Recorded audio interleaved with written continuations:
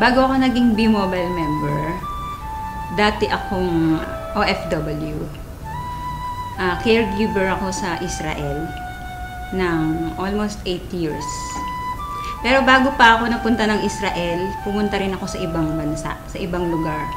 So nagtrabaho ako sa Korea, nagtrabaho ako sa Saudi. So ang trabaho ko doon, syempre mag-alaga ng matanda. Sana nanay ko yung inaalagaan ko, kasama ko, pero ibang lahi o ibang tao.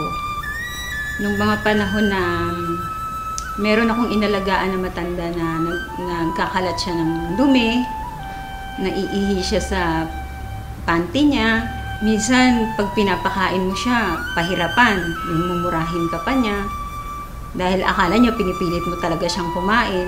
Pero syempre, bilang caregiver, kailangang ibigay mo sa kanya yon.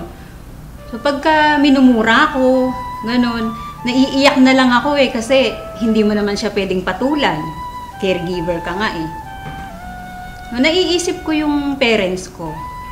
Kasi dapat ako yung kasama nila sa bahay, pero matagal akong wala. Lagi akong nasa abroad. Nung mga time na yon, sabi ko sa sarili ko, pag umuwi ako ng Pilipinas, ayoko nang bumalik sa abroad. Kaya naghanap talaga ako ng opportunity na yung magi-stay na ako sa Pilipinas, yung hindi na ako aalis. Ayun, nakita ko nga si B-Mobile. Nung nag-grab ko to, nakita ko yung opportunity. Ang laki nung pinagbago sa buhay ko. Pinangako ko kasi sa sarili ko nga na ayoko na mag-abroad. Yung gusto ko makasama ko ng family ko rito. Kasi syempre tumatanda na yung parents ko. Iyon yung nag-push din sa akin para gawin ko si B-Mobile. Hindi kagaya nung nagtatrabaho ako as a caregiver, ginagawa ko lang yun kasi trabaho ko yun. So wala akong choice. Pero dito, bilang B-Mobile technopreneur, nade-develop din yung pagkatao ko. Yung sabi ko sa sarili ko, ay marunong din pala talaga akong makipag-usap. Yung isang pinagpapasalamat ko na nandito ako ngayon sa B-Mobile, yung nagkaroon ako ng time sa sarili ko, nakakapunta ako sa iba-ibang lugar kasi sabi ko noon, pumupunta ako ng abroad, pero ang Pilipinas hindi ko nalilibot. So ngayon nagagawa ko na siya. Napupuntahan ko na yung mga lugar na hindi ko napupuntahan noon dito sa Pilipinas.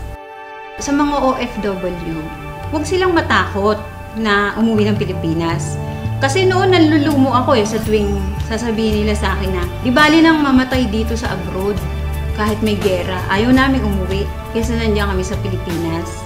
Ganun na ba talaga kahirap yung Pilipinas para ganun lang sabihin nila?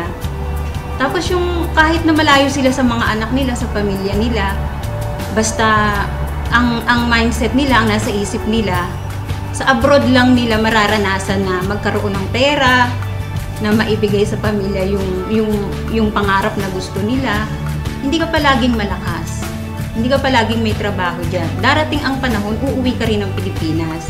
So, ang sabi ko, kung gagawin nyo si B-Mobile, pag uwi nyo ng Pilipinas, meron na kayong ipon, meron na rin kayong gagawin. Sabi ng kuya ko sa akin, nung niyayaya ko siya, sabi niya sa akin, wag mo na nga akong isali sa ganyang kalokohan. Sabi niya.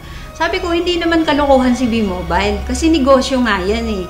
Pinapakita ko nga sa'yo na dito, maliit lang yung capital, tapos may malaking potential income, sabi ko sa kanya. So sabi niya sa akin, baka mamaya magpasali ka dyan ng mga tao, yun pala, scam yan. Sabi niya, di madadamay pa kami niyan. Pati ko niyayaya mo, madadamay din ako, sabi niya. So, syempre na-hurt ako kasi hindi ibang tao yung nagsabi sa akin eh. Kumbaga, kapatid ko siya eh. Anong time na yon, sabi ko sa kanya, sabi ko sa sarili ko, hindi ako titigil sa B-Mobile. Hindi ako titigil hanggat hindi ka naniniwala sa akin, hanggat hindi ka sumasali sa akin, at hanggat di ko napapatunayan sa'yo na totoo si B-Mobile. So good news, kasali na siya sa B-Mobile. Huwag kang titigil kung ano yung naumpisahan mo. Kasi, gusto mo bang bumalik uli sa abroad?